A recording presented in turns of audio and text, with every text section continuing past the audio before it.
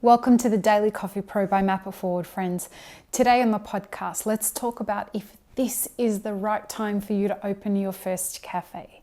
There are a few people that are finding themselves in this situation. They've either lost their jobs or they have left their previous career.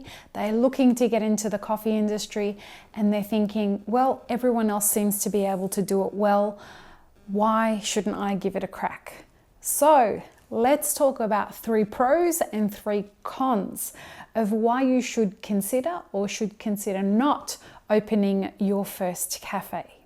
So 3 pros. First of all, consumer behavior is changing. So this is a really great time to think about how if you were to open a cafe or any coffee-focused business at the moment, whether that's a roastery, whether that's a coffee app, whether that's a blog, a podcast, anything to do with coffee. Consumer behavior is changing and coffee is a highly consumed commodity product. It's not going away because there's a pandemic, but because consumer behavior is changing, the way that coffee is bought, the way that it is consumed, the way that it is presenting in people's lives is changing and continues to change as we move through 2021 and this pandemic. So this is something that's important for you to consider if you're thinking of opening your first cafe, because people are not going to be frequenting your cafes. Well, depending on where you are. Here in Australia, business as usual, apparently. But in a future episode, we're going to talk about how that may be just a facade. Anyway, if you're outside of Australia or New Zealand, you will notice that cafes are trying to open back up because there's this false kind of sense of prosperity that the pandemic's over. And because cafes are opening up, time to get back to business as usual, but that's not the case. If you are going to open your first cafe, because consumer behavior is changing, you've got to be creative. So think about including things like tech. Think about including things like I want to say it this way, combining your resources with other businesses so that you can leverage each other's customer base to get more successful. This is the perfect time to start new things. It's another pro. Our second pro to why you should consider starting your first cafe. Because we are in such a time of transition, this is the perfect time to start something new.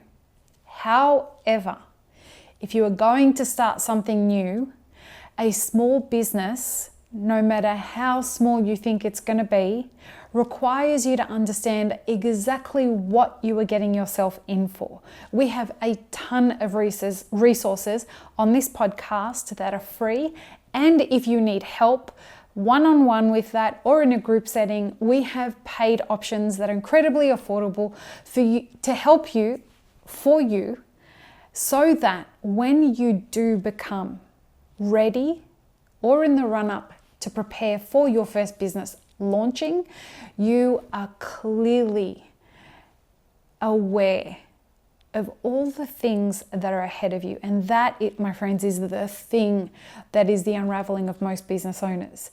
They are so unaware of what they don't know the first time they go into business that the overwhelm leaves them consistently exhausted once they've launched their new endeavor. And the third of many, many pros of why you should open your first cafe, commercial properties are at an all-time low. The pandemic has completely shifted the commercial property market globally. Whether you're in Australia, where the pandemic doesn't seem to have had much of an effect as yet, or you're outside of Australia in America. I mean, when I left San Diego, commercial properties were incredibly affordable. So there are 3 pros as to why you should consider opening your first cafe. Now, here are 3 cons. First of all, investors are hard to find.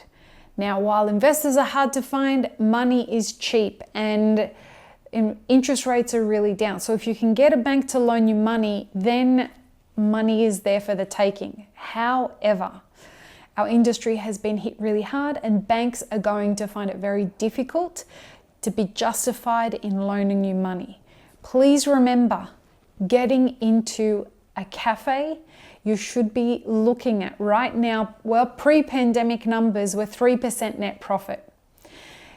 When you create your business model, you create your projected financial statements. So your projected income earnings, your projected profit and loss statements. What I want you to consider is how you can get ready to create those projections on trying to create a greater net profit. Now, if all of that doesn't make any sense to you, again, consider joining one of our mastermind groups or getting one-on-one monthly coaching with me to help you demystify all of that language super quickly. And I promise you, once I've explained it to you, it will become very easy and actually quite fun for you to understand and to navigate. The next con, why you shouldn't think about opening your first cafe, the future is uncertain. And in a time when we are being told that, the pandemic's over and everyone get back and everything's open, happens to be at a time where we are experiencing two very significant things. One, we're in a fourth surge. Across the world, COVID cases are surging. And two, the surge is coming at a time where a new variant, the South African variant, is just going rife through new communities that it hasn't been in before. It is proving to be resistant to the AstraZeneca vaccine, which here in Australia is the #1 vaccine that we're using. So that's problematic for us.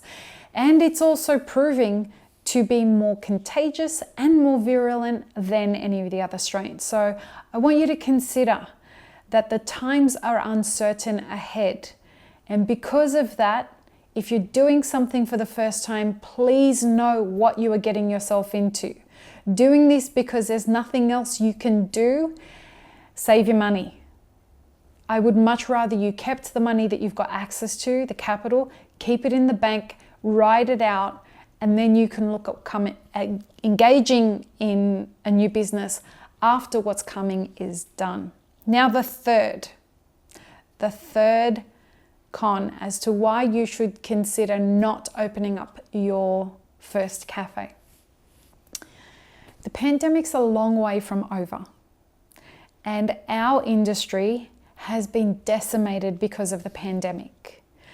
The government funding is starting to run out for a lot of small businesses. We are an industry that's high, unknowingly high, in zombie businesses. And what a zombie business is a business that has an inflated, what's the word I'm searching for?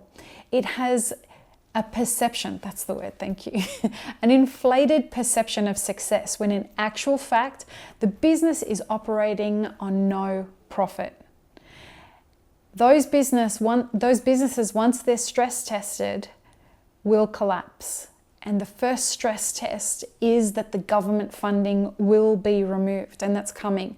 It ended a couple of days ago here in Australia, and it is going to start to show which of the previously zombie businesses will survive after the government funding has gone. Now, this has been the test that everybody here in Australia has been waiting to see. I know in California, where I was, and across the US, the PPP, people are able to apply for a second round, but that will end too. They're printing so much money and kicking the can down the road. Eventually the road is going to end. And once the road has ended, we are all going to have to pay the piper. Now, if you get into business at a time where all of this, the chaos that is the pandemic for our industry is happening, you better have a kick-ass left of field idea that people gravitate towards, that sets you aside from the way that everybody else in the industry is experiencing the pandemic. Otherwise, I'm concerned and I'm worried that you will end up being collateral damage purely because of the time you chose to enter the industry.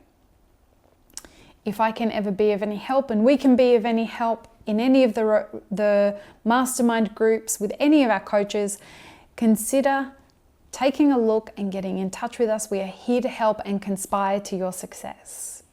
Peace, love, and peanut butter, friends. Have an amazing rest of your day.